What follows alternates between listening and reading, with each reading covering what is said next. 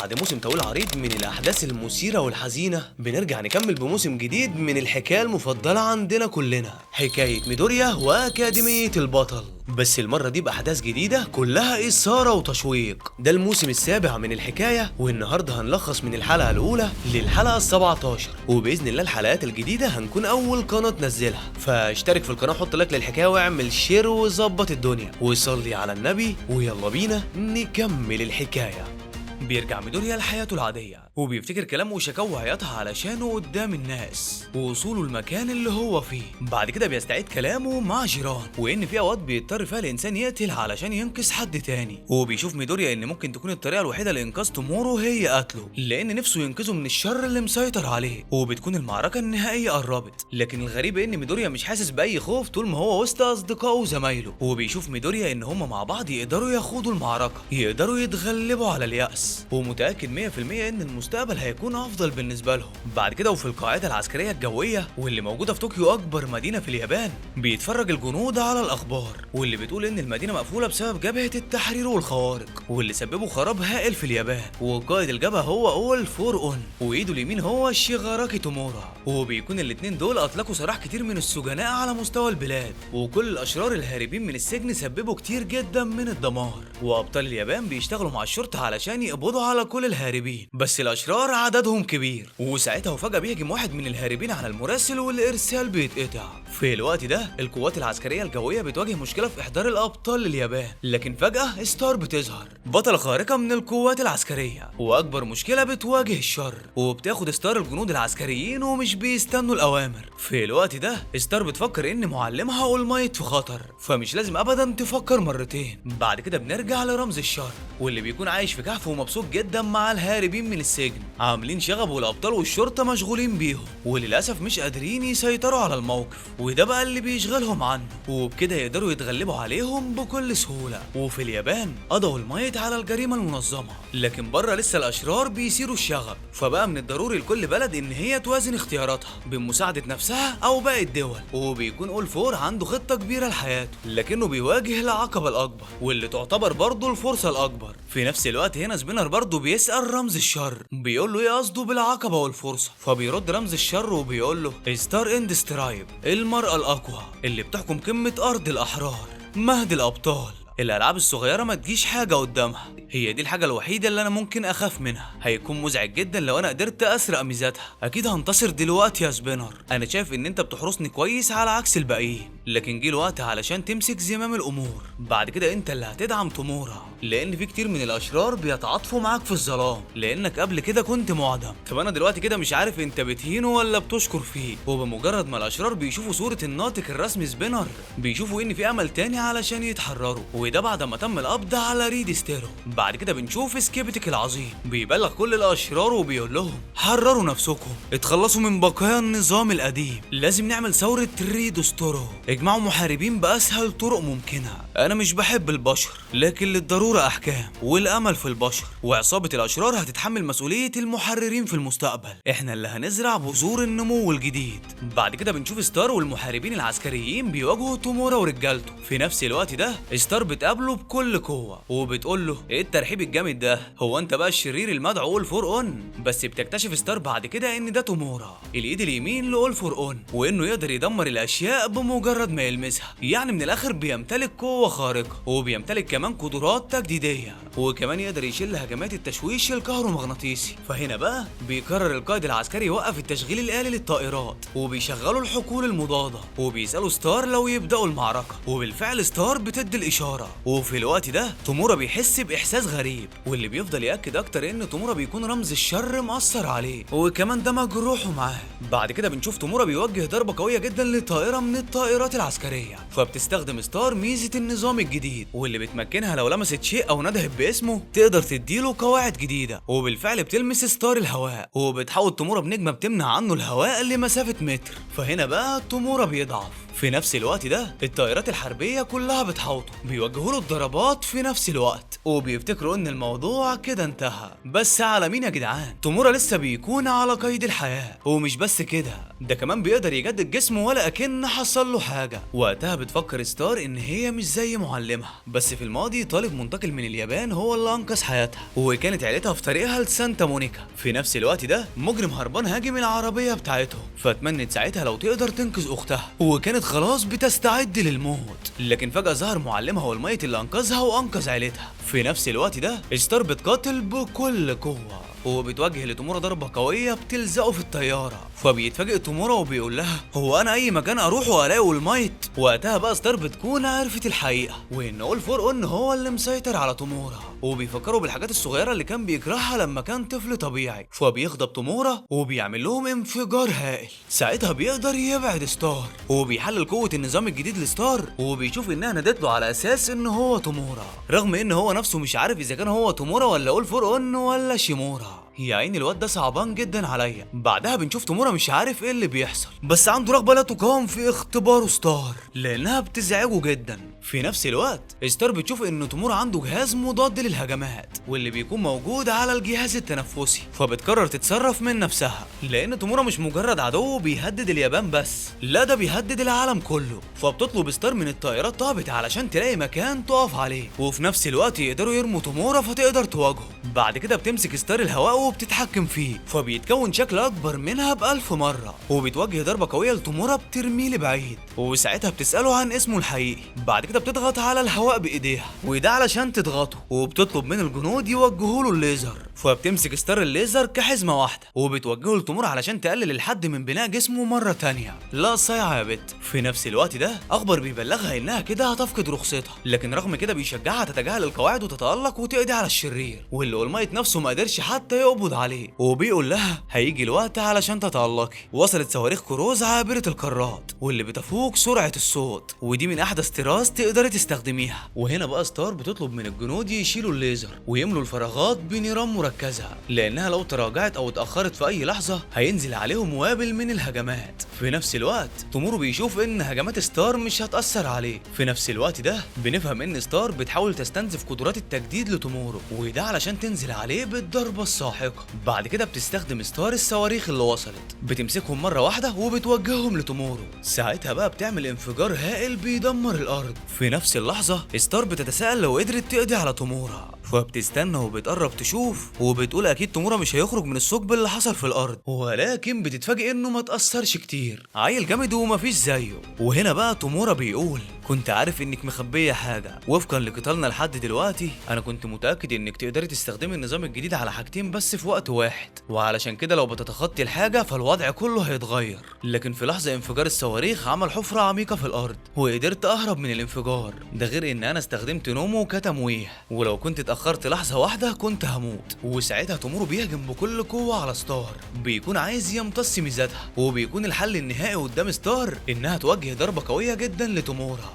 وخصوصا ان جسمه متضرر شوية، بس خافت انها تدمر الطائرة اللي فيها اصدقائها. ولكن فجأة تومورا بيهجم عليها وبيمسكها من وشها، وبيقول لها كان هدف الاصلي هو الحصول على النظام الجديد، فمنعت الابطال يوصلوا اليابان، وده علشان تجيلي برجليكي، وبعد كده واجهت النظام الجديد، ولو قدرت احصل عليه هنقدر نسحق اي شيء سواء كان مدرك لده او لا. ورغم ان مجيتك لهنا كان التطور اللي انا ما كنتش حابب اقابله، بس كان لازم اراهن بالجسم اللي ناقص ده، وكسبت الرهان. في نفس الوقت ده تومورا بيمتص قوة ستار وبتبدأ تضعف، ده كمان وشها بيتكسر، فبتغضب ستار وبتقول مش ممكن اضعف ابدا. في نفس الوقت بيكون جسمها بيضعف اكتر. في الوقت ده بقى تومورا بيقول لها طالما النظام الجديد ميزة مش بتشتغل الا لما تتكلمي عنها مش هتقدري تحمي نفسك ولا حتى هتحمي ميستك. في الوقت نفسه فجأة بيبدأ جسم تومورا يتاكل من كل مكان وميزاته بتتمزق. ساعتها بقى ستار بتقول انفجار الطائرة ما كانش هيعمل حاجة، وقبل ما تومورا ينال مني انا اصدرت قاعدة النظام الجديد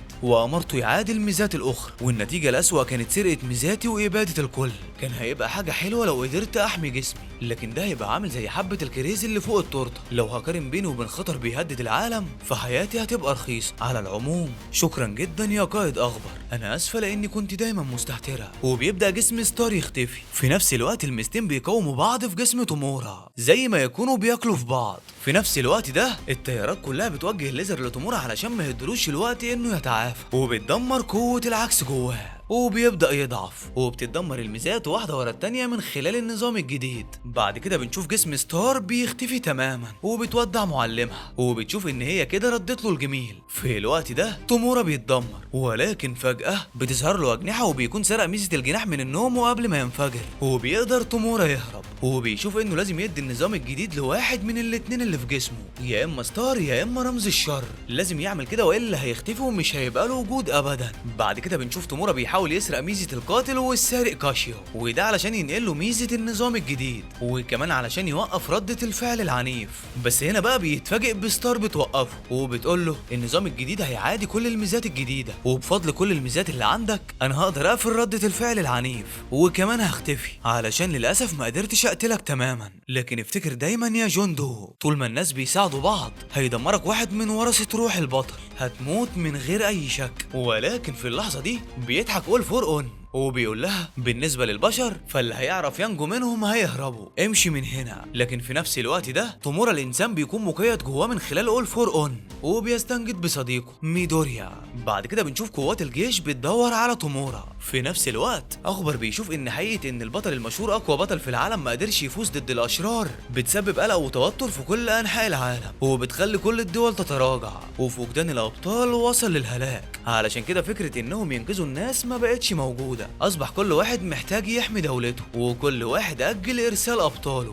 بعد كده وفي قسم الشرطة بنشوفهم بيبحثوا عن اي معلومات عن تومورا، وبيحصلوا على البيانات من الطائرات الامريكية، ومن خلال البيانات دي رئيس اكاديمية البطل بيقول اتأكدنا ان المفروض يكتمل جسم تومورا بكرة، ودي اخر هدايا ستار لانها ادتنا فرصة، لان النظام الجديد اخترق جسم تومورا زي السم. ما نعرفش الميزات قد ايه، بس اتمنى ان يكون عدد كبير منها اتدمر. فبيشوف الكل ان دي فرصتهم الاخيرة، ولازم يستغلوها احسن استغلال. لازم يدمروا تومورا واول فور اون في نفس الوقت اللي لازم فيه يخلوا المدنيين. وبيكمل الزعيم وبيقول اكيد تومورا الشرير مش هيسكت، وفي نفس الوقت في جسم اول فور اون الاصلي وفي داب المجنون بناره المدمرة، وتوغا هيميكيو اللي بتتلاعب معانا، والنر هاي اند الستة اللي فاضلين، والناجون من جبهة التحرير والهاربين من السجن واللي لسه ما قبضناش عليهم، ولسه في غير كده كتير. وده سبب ان احنا خسرنا نص تعدادنا في الخطوط الامامية، وعلشان كده كلهم بيبداوا يستعدوا للمواجهة الكبيرة. بعد كده بنشوف تومورا بيتوجع وبيساعد اول فور اون، وبيكون مبسوط جدا ان تومورا غضبه وكراهيته زادوا، وبيطمن ان وعيه مرتبط بتومورا. في نفس الوقت ده بيقول لتومورا اطمن، اهم حاجه ان احنا قدرنا نتخلص من العقبه الاهم اللي كانت قدامنا. وبيكون رمز الشر استدعى ابنه ده بالمجنون علشان يستعد الخطه اللي بعد كده. وبيقول اول فور اون احنا الاتنين شبه بعض، ولكن في اختلاف واحد بس، امثالي بيعملوا كتير من الطرق علشان يوصلوا لهدف واحد بدقه، يعني بعمل خطط احتياطيه لسنين او حتى لعقود، وبصفي الطريق لحد ما بوصل لهدفي الصحيح، مع ان في طرق كتير وجسمي لسه محتاج يتعافى. ورجع ميدوريا للاكاديميه، بس عندي كتير من الاصدقاء هناك. بعد كده بقى وفي الاكاديميه بنشوف الابطال بيتدربوا بكل قوه، كل واحد بمهاره فريده. في الوقت ده ميدوريا بيكون بيقاتل كاتسوكي، واللي بيفوز عليه وبيقول له مهاره التخزين والاطلاق اللي اتعلمتها من انديفور مش مجرد انفجار واحد، انا بحولها لكرات من العرق وبفجرها كلها، وهسميها مهاره العنقود، ومن النهارده هرفع مستوى كل مهاره. في نفس الوقت ده ميدوريا بيشوف ان اصدقائه بيتطوروا، ومنهم شوتو اللي بيقدر يتحكم في جانب جسمه الايمن مع الايسر، وده علشان يكون جسم قادر يستحمل نيران دابي. بعد كده بنشوف يوجا واحد من اكاديميه البطل، بيكون بيعيط وحزين جدا. في نفس الوقت بنشوف ابوه وامه منفعلين لان يوجا حزين انه اشترك مع اول فور اون. في نفس الوقت ده يوجا بيكون حاسس بالندم وعمال يعيط، وبيقول لهم افتكرت لما هتحد معاه تاني اني هبقى زي الكل، عندي قوه وهقدر احميكم، كان الموضوع صعب، حاولت ابعد نفسي عن الشبهات وكان الندم هيموتني، علشان كده حاولت اني اكون قوي. فبترد مامته وبتقول له ساعدنا، انت كنت عديم الفائده، افتكرنا انك لما تنضم لاول فورن انك هتحس بالسعاده، ما كناش نعرف ان كل ده هيحصل. وفي الوقت ده بيظهر ميدوريا واللي بيكون واضح عليه الصدمه، وفي نفس الوقت اللي رمز الشر بيحاول يسيطر على يوجا ويخليه يكره ميدوريا. هنا ميدوريا بيقول له من بين الكل حسيتك انت الوحيد اللي حزين، وعلشان كده جيت علشان ادور عليك. في الوقت ده بنفهم ان اهل يوجا اغنياء، ولما اتجوزوا وخلفوا يوجا كل اللي بيعملوه بس كانوا بيدوروا على سعادته، فلجأوا الاول فور اون اللي كان بيوزع ميزات مجانا، بس كانت ميزة يوجا مش مناسبة مع جسمه،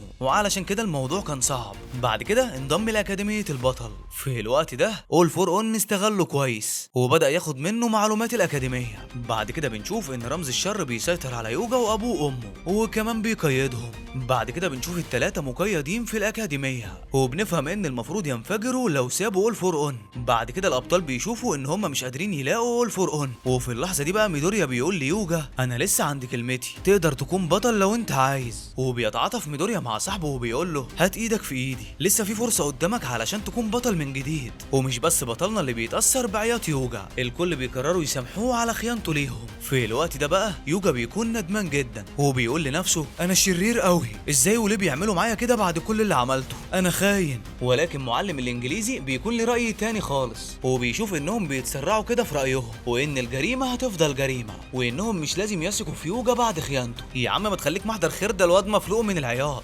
ولكن تيليا بيعارضه وبيقول له كل ده حصل في الماضي واحنا شركاء فيه لاننا ما قدرناش نفهم مشاعر صاحبنا، وانهم لازم ياخدوا بايد صاحبهم علشان يرجعوه واحده واحده من تاني. بعد كده بيدخل معلم الفصل واللي بيقرر انه مش هيطرد يوجا من الفصل، واللي بيكون عنده خطه للتطوير بس بتكون سريه. وبعدها بيتاخد يوجا وابوه وامه للتحقيق، وبقيه الطلبه بيرجعوا للتدريب علشان يطوروا من مهاراتهم ويحضروا نفسهم كويس للمعركه اللي جايه. بعد كده بيروح صاحبنا وتيليا لدوره المسانده، وده علشان يصلحوا زيهم. فبيقابلوا هناك هاتسومي، وهناك بيشوفوا ان المكان قد ايه اتطور، فبيكونوا مبهورين بيه وبتصلح لتيليا الدرع. وبعدها بيرجع ميدوريا وتيليا للتدريب في الاكاديميه، واللي بيكونوا بيتدربوا مع المعلمه نازوكا، واللي بتحمسهم للنصر في معركتهم في اقليم كانساي، واللي بينجحوا فيها وبينقذوا الناس. بعد كده وفي المستشفى المركزي بيكون في اجتماع سري للأكاديمية بعد اللي عملوا يوجا. في الوقت ده بيشوفوا ان في المعركة الجاية لازم يكونوا على بعد 10 كيلو من العدو، ولازم يستدرجوا العدو ويفصلوا دابي، وبيشوفوا انهم لازم يؤمنوا بيوجا. بعد كده بقى بنرجع ليوجا، وفي الوقت ده المعلم بيشوف ان مفيش حاجة اسمها ان اول فور اون يزرع حاجة في جسمهم ممكن تنفجر. هو ما كانش بيعمل غير انه بيهددهم، لكنه برضه زرع بذرة الخوف جواهم علشان يبعد عن الكل. وفي الوقت ده المعلم بيوعد يوجا انه مش هيطرده، بيطمن قلبه وبيقول له مش هتخلى عنك، وبيطلب منه يقاوم ويرجع لاصدقائه وقت حزنه ويفتكر الحاجات الكويسه اللي ما بينهم، وهم مش هيتخلوا عنه ابدا، ومش هيمشي في الطريق لوحده وهيتحدوا كلهم مع بعض. بعد كده بنشوف توجا هيميكيو بترجع لبيتها القديم وبتستعيد ذكريات الكره وكل لحظات اليأس، وان يوم من الايام اول فور اون جالها على هيئه عصفور وبدأ يتغلغل جوه جسمها لحد ما اتمكن منها، وساعتها اتخلت عن كل حاجه. بعدين بتتفاجئ بدابي المجنون بيطلب منها تجهز نفسها لإنهاء العالم البائس، وبيقول لها سواء ضحكنا أو بكينا بكره هيجي بمنتهى الحيادية، فلو كان كده يبقى لازم نضحك في الآخر. وبيضحك وبيحرق بيتها، وده علشان تنسى كل الذكريات وتفضل على عهدهم. وبيقول لها مع دمك وقدرتك على استخدام الميزة الخاصة وكل اللي بتحبيهم قدام اللي أخدتيه من تويس الحقيقي قبل ما ياخدنا مكيها، يعني هنضحك في الآخر. وبنرجع لسبينر واللي بيقلق جدا على تومورا، بس اول فور اون بيطمنه وبيقول له ما تقلقش ده بيتعافى بشكل كويس. بعد كده بنشوف سكيبتك بينده على سبينر وبيقول له انت عارف نسبة جميع جرائم الاشرار اللي ارتكبها اصحاب المظاهر المختلفة، ومهدنا لك الطريق وبقيت قدوة ليهم، وخصوصا زيك المقلد مثير الشنف في انتظارك، انت اللي هتطلق الزناد بدل ريد ستيرو. بعد كده وفي يو اي منطقة النازحين بنشوف اتباع اول فور اون من البشر بيوصلوا اوامره في اثارة الفوضى وجذب كل المعارضين، وبيكون هدف اول فور اون ان ميدوريا ما يقدرش يرجع للقلعة. في الوقت اللي اكاديمية الابطال هدفها العثور على جبهة التحرير وعصابة الاشرار والقبض على الهاربين من السجون، ولكن عملية البحث فشلت، وبنشوف الابطال كلهم تعبانين جدا، ومع قلة عدد الابطال بيبقى في مشكلة كبيرة. لكن في الوقت ده بنشوف ميدوريا بيبص لاوشاكو وبيفتكر لما كانت بتعيط علشانه قدام الناس، وبيشوف انه ما شكرهاش بشكل كويس لحد دلوقتي. عيل طيب ميدوريا ولسه هيشكرها، لكن فجأة بيتدخل سانو المدير وبيناقشوا الابطال في الخطة النهائية للمعركة الحاسمة الثانية. وفي الصباح الثاني في منطقة النازحين بيعلنوا توحيد جهود قوة الابطال والشرطة ضد عصابة الاشرار، وان تومورا مصدر الكارثة التي لم يسبق لها مثيل.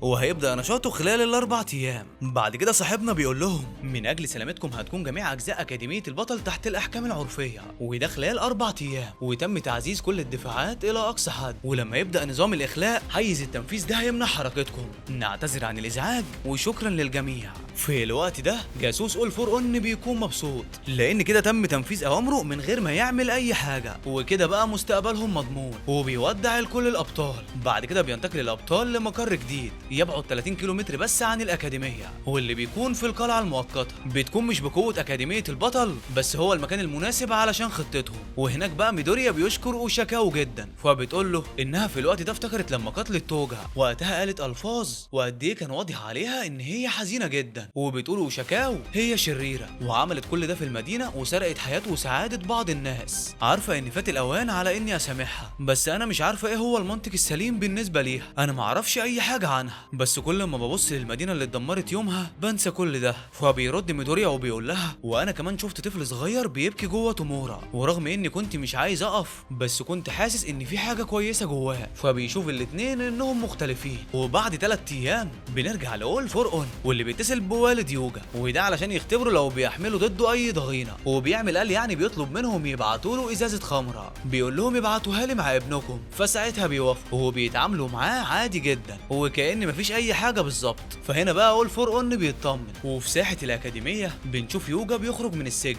فبيتفاجئ ميدوريا وبيكون المحامي هو اللي خرجه. في الوقت ده بيكون عايز يتكلم مع ميدوريا، وهنا بيقول له انا هقول لك على هدف اول فور اون الحقيقي. انت عارف حال بقيه العالم دلوقتي بتحارب اليابان، وانخفضت قيمه العمله بشكل كبير، واعلنت كتير من الشركات اليابانيه افلاسها، واصبح جميع الاشرار نشيطين في وقت واحد، والدمار انتشر في كل انحاء العالم. وده مجرد مظاهره الميزه الاولى. لو فقدنا القوه اللازمه لفرض السياسات طويله الامد مش هنقدر نركز غير على اللي قدامنا، وده هيوصل لحرب وفقر، والدول التانيه هتتخلى عن اليابان علشان طبعا محتاجه تدي اولويتها لسلامتها. فلو ظهر بطل متاثر بالجفاف وعنده ميزه تقدر تنتج ميه صالحه للشرب او كهرباء او غاز او حتى قوه مع دخول العالم في حاله من التدهور، ساعتها هيتشجع الكل وهيروح الاساس لشخص واحد، شخص يمسك زمام الامور. ساعتها هيبقى ملك شياطين العالم، وساعتها حاجه واحده بس اللي هتزعزع الكيان ده كله. فبيرد ميدوريا وبيقول له مستحيل ده يحصل، ده غير اننا موجودين مش هنسمح له. فبيعيط يوجا وبيرد وبيقول له انا اسف بس كان لازم احمي ابويا وامي. ولكن فجاه بيظهر اول فور اون وبيقول له برافو عليك، شكرا على كلامك الرائع عني، انت محل ثقه. هو ابوك وامك قالوا لك؟ فبيرد يوجا وبيقول له ايوه قالوا لي ان احنا هنكون سعداء في العالم بتاعك. فبيغضب ميدوريا اللي بيرتدي بدلته وبيصرخ وبيقول له انا وثقت فيك وانت خنتني. لا ثواني كده، واضح ان في حاجه بتحصل احنا مش فاهمينها. فجاه بقى بيتكون ضباب، وهنا ميدوريا بيقول برافو عليك، كان تمثيلك رائع، قمت بدورك بشكل كويس يا ابني، انت تمثيلك كان رائع لدرجه اني اتاثرت بدموعك. في اللحظه دي يوجا بيقول علشان ابويا وامي وعلشان الكل لازم اقاتل اول فور اون. فبيتفاجئ اول فور اون وبيقول ايه معنى ده؟ في اتصالي معاه ومع امه ما حسيتش باي ضغينه، انا اول فور اون الاقوى وعندي ميزه البحث الاخباري واللي بتوصل لي نقط قوه وضعف اي حد قدامي. ولكن هنا بقى بتظهر مجموعه الاشرار واللي من ضمنهم توغا ودابي. في الوقت ده بنعرف ان خطه الاكاديميه اتحطت بناء على انهم مش قادرين يلاقوا اول فور اون. بعدها بقى بنرجع للوقت اللي المدير والمعلم سان راحوا يناقشوا الخطه مع الابطال، وساعتها سان قال لهم هنربط خطه ايزاو بخطه ايراسر، وبتكون الاكاديميه عارفه ان اول فور اون عارف كل تحركاتهم. فبينشروا اخبار ان جهودهم بعد عوده ميدوريا كلها بتوصلهم للاحباط، بحيث يخلوا اول فور اون يفكر انهم بيتحركوا غلط، وبكده هيحس بالرضا وهيفتكر ان كل حاجه ماشيه زي خطته. يا ولاد اللعيبه في نفس الوقت ده بلغوهم انهم هيستخدموا يوجا كطعم، وده طبعا علشان يجذبوا اول فور اون. في الوقت ده بقى الكل فرح، في نفس الوقت بيكونوا قلقانين عليه وعلى اهله. وقتها بقى المدير بيقول لهم ما تقلقوش احنا عاملين حساب لكل ده، وبيكونوا فاهمين ان اكيد اول فور اون بيستخدم جهازه علشان يتاكد من كذب الشخص، وده من خلال كلام الشخص اللي قدامه لان عدد اصدقائه كتير. وهنا بقى الشينسو بيظهر وبيفهمهم انه هيعمل غسيل مخ ليوجا واهله، وبكده هيتكلموا بطبيعتهم، والاوامر اللي بتحتاج منهم لتفكير مش هتفيد باي حاجه. وبيقول شينسو وبكده قدرت اتحكم في يوجا واهله وخليتهم يتكلموا ويشعروا بارادتي. فبيفرح الكل جدا، كلهم بيحيوه. في الوقت ده توكويامي بيقول لهم بكده المفروض نجمع الاشرار مع بعض دفعه واحده. بعد كده بنشوف المدير بيقول علشان الامر ده محتاجين شخص واحد وهو كورو غيري الحامل تومورا، هنحتاج نحصل على ميزته. بعد كده بتبدا المعركه بين ابطال الاكاديميه والاشرار، ولكن فجاه بتظهر اقفاص ضخمه مقاومه لقوه تومورا التدميريه وبتفرق الاقفاص الاشرار، فبيحاولوا يخرجوا منها بكل قوه. ولكن في اللحظه دي بيجي دور مونوما واللي بيكون متحمس جدا وبكل قوه بيحرك الاقفاص لنقلهم لاماكن مختلفه، وده من خلال بوابات الالتفاف واللي اتعملت عن طريق ميزه حامي تومورا. يا ولاد اللعيبه، وبالفعل بيقدروا يفرقوهم. ولكن فجاه بيمسك شرير بميدوريا وبيسحبوا معاهم. بعد كده بننتقل للمرحله الثانيه من الخطه، وفي اطلال فيلا غونجا الجبليه بنشوف اول فور اون، وفي كامينو بنشوف دابي، وفي اكاديميه البطل الجويه بنشوف تومورا، وفي جزيره اوكتو بينسحب ميدوريا من خلال توجا. فبيتوتر الكل، بس برضه لازم يكملوا اللي بدأوه وبيقاتلوا ضد اعظم شرير في التاريخ واللي هو تومورا، واللي بيكون طاير في الجو، واللي بيكون هو الوحيد اللي انتقل من غير اي اعضاء للجبهه او محرري السجون. وهنا بقى تومورا بيقول ما تحاولش تقف في طريقي، المره دي يا انا يا مفيش. وبضربه واحده من تومورا في الارض بيدمرها، فبتخرج اجسام من الارض بتخبطه في حاجز كهرومغناطيسي وساعتها بيتكهرب، فبيبدا جسمه يتيبس. في اللحظه دي بيظهر جينيسيت وبيقيد تومورا من كل اتجاه، فتومورا بيغضب. وهنا بيفهم ان القطع اللي بتخرج من الارض وبتطير في الجو معموله مخصوص علشان تعطل ميزه الاضمحلال اللي عنده، وبكده يقدروا ان هم يقضوا عليه. وقتها بقى جينيسيت بيقول له طول ما انت بتتحرك وبتحرك عضلاتك فتيار كهربي قوي هيمر من خلال جسمك وهيسيبك بالتيبس بغض النظر عن مدى قوتك. فبيرد تومورا وبيقول له بس ما تنساش ان احنا بنطفو في السماء، يعني كده كلنا هنتدمر. فبيرد جينيسيت وبيقول له هو انت لسه ما خدتش بالك لحد دلوقتي؟ المكان ده اصلا تابوت في السماء ومصنوع مخصوص علشان يقضي عليك. وهنا بقى بنشوف الصفائح اللي بتخرج من الارض بتكونها كرياتي وبتكون هي دي ميزتها. بعد كده بنشوف جينيسيت بيقول المكان اللي ابتكره فتاة عندها 16 سنه وبمساعده المدير قدر يكون جاهز علشان يقضي على خاصيه الاضمحلال اللي عندك، يعني هيقضي عليك. وتم تقسيم المنطقه لاقسام اصغر وتحويلها لطائره بتعمل بدون طائر بخاصيه آلية، لان ما كانش فيه هناك مواد خام كفايه بسبب انهيار سلسله التوريد، وكان لازم يتبني في اطار زمني قصير، وكنا محتاجين كتير من الطاقه للحاجز الكهرومغناطيسي، واستخدمنا قوه الابطال وغذينا المكان ده لحد ما بقى النعش الخاص بيك، وعلشان المستقبل احنا اللي هندمر حياتك. في اللحظه دي الابطال بيتدخلوا وساعتها بقى بيقتلوه بكل قوه، فبيحاول تومورا يستخدم قوته لكن مش بيقدر. في اللحظة دي بيظهر إيراسر وبيتصل مع مونومو، فبيقدر يستخدم النسخ بعدد حدوده واللي بتبلغ 5 دقائق،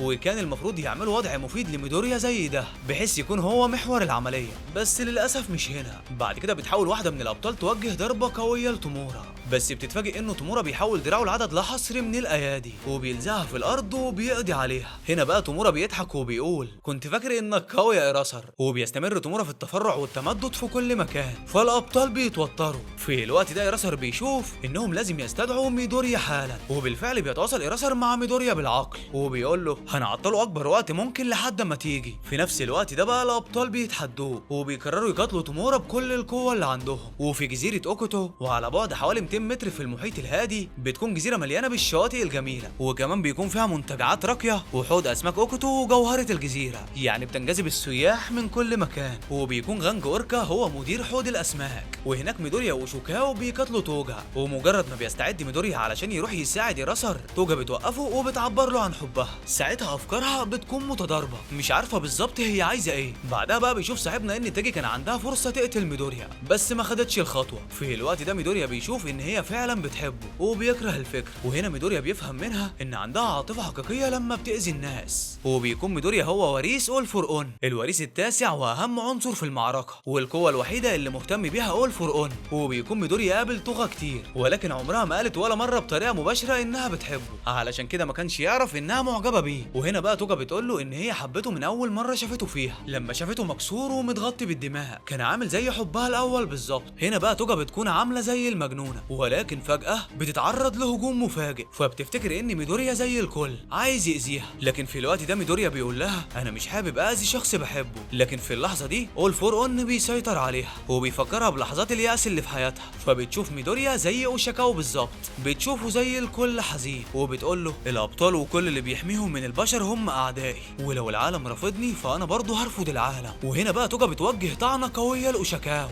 ورغم كده بتطلب اوشاكاوا من ميدوريا يستعجل، لانهم اكيد محتاجين للمساعده الضروريه، ولولا كده ما كانوش هيطلبوه. فبيستخدم ميدوريا قوته وبيندفع بكل قوه في اتجاه الاكاديميه، وفي كومينات قلت اعداد بشكل كبير، فظهرت وحوش النوم وبالنار بتاعتها، وبنشوف دابي واقف بكل قوه بعد ما حرق المكان كله، حزين جدا على اخوه دابي. لكن في نفس الوقت بيكتشف ان دابي لسه جواه مشاعر من ناحيته. بعد كده بنشوف الراجل القرد بيروح للدكتور في السجن، وبنشوف الطبيب بيقول له الامر بدأ مش كده، علشان اليوم ده انا دورت في كل مكان عن بذور اتولدت مشوهه. بعد كده بنشوف دابي المجنون قاعد زعلان وبيقول النار مش هتهدى ابدا، وبيبدأ يعيط وبيفتكر اللي حصل معاه لما طلب من ابوه، هو متحمس ومبسوط قوي انه يروح له في قمه سايكوتو يوم اجازته. وقتها قال لابوه لازم تيجي، انا ممكن اوصل لمستوى شوتو، وبيتهيألي كده مش هخسر قدام اول مايت. ولكن للاسف ابوه بيخذله مش بيروح. وقتها بقى دابي بيعيط جامد لحد اما فجأة جسمه ولع كله وتشوه دابي المسكين. وبنرجع تاني للطبيب وبيقول ده كمان طفل اتولد مشوه. فالراجل القرد بيرد وبيقول له لا ده ما كانش مشوه من البداية. وبنعرف بعدها ان دابي بعد الحادثة بيتغير على الاخر وبيتحول لدابي المجنون واللي هو عليه دلوقتي، وكمان ده اللي هنعرفه حالا. وبعد الحادثة ب3 سنين بيصحى دابي لكنه بيكون متفاجئ انه لسه عايش، مستغرب ازاي لسه عايش بعد اللي حصل له اصلا. فبيقرر انه يرجع للبيت تاني، وهو بيقول انا لازم اعتذر لامي والكل على اللي انا عملته، انا لازم اتغير للاحسن، واكيد ابويا كان مشغول عني علشان كده ما حضرش يومها. ولكن هنا تأتي الفجيعة عندما يكتشف دابي الى ما تحول لمجرد مسخ، صوته بيتغير وشكله كمان. بعد كده معلم الفصل بيكلم دابي وبيحاول يفهمه انهم حاولوا ينقذوه، حاولوا يعملوا كل اللي يقدروا عليه علشان يرجع زي الاول، لكنهم للاسف فشلوا، وعلشان كده مش هيقدر يستخدم قوته زي الاول. بس هما ممكن يساعدوه على انه يستخدم لهيبه من جديد، وبيعرض عليه انه ينضم لعيلتهم ويتعلم منهم. لكن دابي بيرفض تماما وبيقول له هو زهقان، انا مش عايز اتعلم حاجه من حد،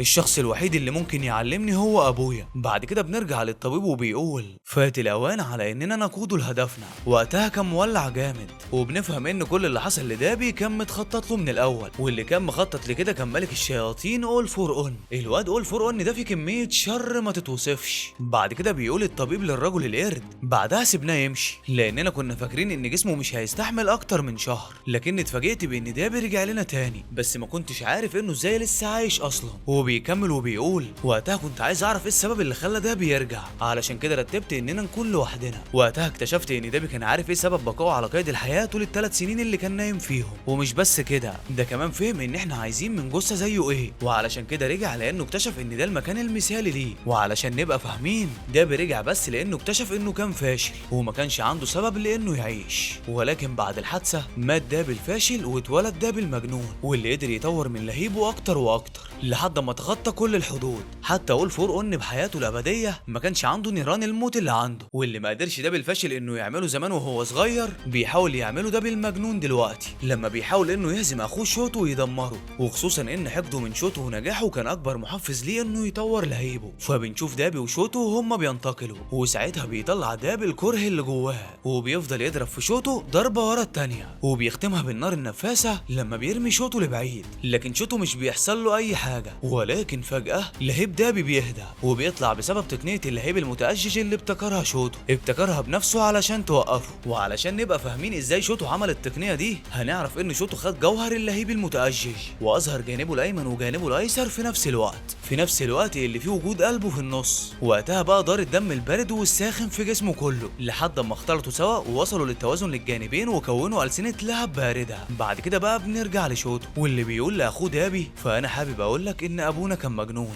وعيلتنا كان ميؤوس منها، لكن مع ذلك انت اللي اخترت انك تحرق الناس. ولكن فجأة بيختفي مفعول اللهيب المتأجج. في نفس الوقت دابي بيوجه له ضربة قوية بناره الجبارة، بس شوتو بيتفاداها وبيوجه لدابي ضربة قوية بيوقفه وبيقول له طريقنا هيفترق حتى لو كان غصب عننا، علشان كده ارجوك كفاية. وبيستخدم شوتو موجة ايغر الجليدية العظيمة اللي بتعمل انفجار هائل، انفجار هائل بيبعد الاخين، وفي لحظه من اليأس والحزن بتقضي على دابي، وبمجرد ما بينتشر خبر القضاء على دابي بيحبط كل الاشرار. في نفس الوقت الابطال كلهم بيفرحوا وبيشوفوا ان اكيد الموضوع كان صعب، لكن برضه قدر شوتو يعملها وقدر يهزم دابي باللهب الازرق. وقتها بقى بنشوف الابطال بيشعروا بالحماس وبيندفعوا بكل قوه وبيستغلوا عددهم وبيشوفوا ان عندهم الافضليه، فمش لازم يستسلموا ابدا. العيال خدت دفعه حماس قويه وبقى عندهم امل كبير انهم يقدروا يعملوها، وبيبداوا يساعدوا بعض في المناطق التانيه.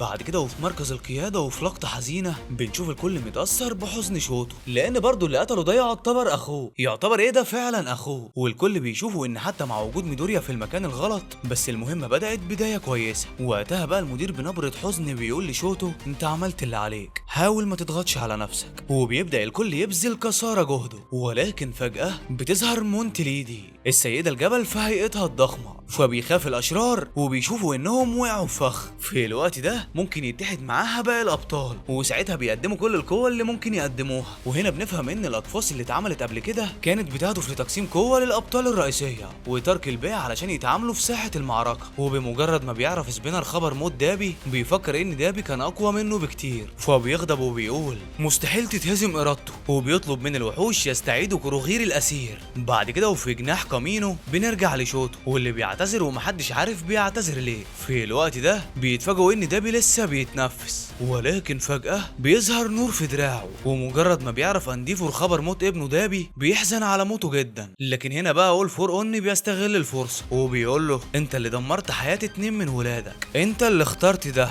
وهتحتاج تبرر اخطائك مرة تانية. انت دايما كنت بتقول ان الابطال عندهم شيء لحمايته. وقتها بقى هوكس بيفهم ان اول فور اون بيستفزه، وهنا هوكس بيقول اول فور اون عنده نقطة ضعف واضحة جدا وهي اقناعه ونظام دعم حياته. وفي سجلات هروب السجن اللي خدوها من ستاين كان دايما بيتجول لابس القناع بالكامل. وهنا هوكس بيفهم ان اول فور اون ما بيقدرش يعمل اي حاجة من غير القناع، وبيتحدى انديفور وهوكس وبيندفعوا بكل قوة وبيهاجموا هجوم مفاجئ على اول فور اون. وساعتها بيستخدم انديفور ستار الجحيم وبتكون الضربة قوية جدا، ونتيجة اصطدامهم بأول فور اون بتحصل موجة صدمية، والموجة دي كانت ممكن تدمر كامينو، كانت ممكن تسبب أضرار جانبية كتير جدا. بنشوف انديفور بيستخدم القبضة المتلاشية، بس أول فور اون بيحمي نفسه بمروحة اللهب الصلبة، بس اللهب بيعبر من خلالها. وفي نفس الوقت هوكس بيوجه لأول فور اون هجمات متتالية. في الوقت ده أول فور اون بيتعرض لضرر كبير، ولحسن الحظ ما عندوش ميزة التجدد. هنا بقى انديفور بيوجه هجوم هائل من النار عليه. في اللحظة دي أول فور اون بيقول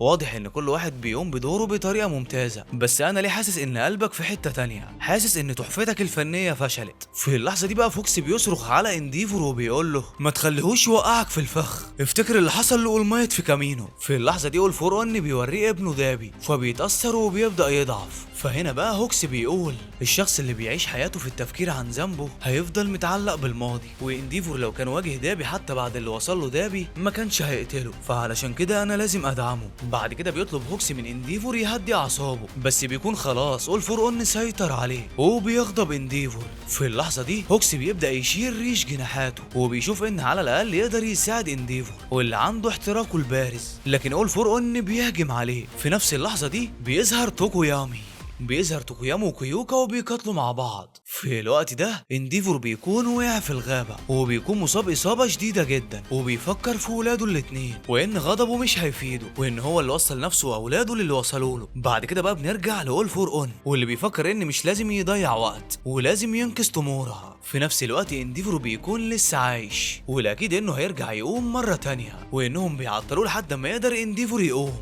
ولكن بيشوف أول فور اون نقطة ضعفهم. وهنا بيهجم على توكايامي فبيقع كوكايوكا من على ظهره، بس هوكس بيهاجم أول فور اون من الظهر فبيدي الفرصة لتوكايامي يلحق كوكايوكا. بعد كده بيقرروا يهاجموا القناع بتاعه، لكن هنا أول فور اون بيقرب من توكايامي مرة تانية، بس المرة دي كويوكا بتكون مستعدة بس برضه بتبدأ تترعش. وهنا أول فور اون بيوجه لها ضربة قوية بيخليها هي وتوكايامي يجيبوا دم. الواد ده يا جدعان مش عايز غير ميدوريا، ما علينا يلا نكمل. وفي نفس الوقت بيوجه مجموعة ضربات لهوكس اللي حاول ينقذهم وبيقول لهم انتوا بقى فاكرين انكم تقدروا تهزموا ملك الشياطين، انتوا غلابة قوي. لكن كويوكا بتصوره وبتقول له مش مهم، انت السبب في بكاء اصدقائي ومش هسيبك. وبتوجه له جهاز احاطه دقات القلب واللي بيوجه موجات ضخمه جدا لدرجه ان ميزات اول فور اون اللي سرقها بتقيده. حتى النظام الجديد بيقيد حركته. وفي اللحظه دي اول فور اون بيتفاجئ لان دي اول مره يحصل معاه كده. في نفس الوقت فوكس بيوجه له مجموعه ضربات فبيسيبه وبيقرر يوسع الجرح وبيستخدم شفره ريشه الطيران المعززه واللي بتكون معززه باهتزازات الموجات الصوتيه،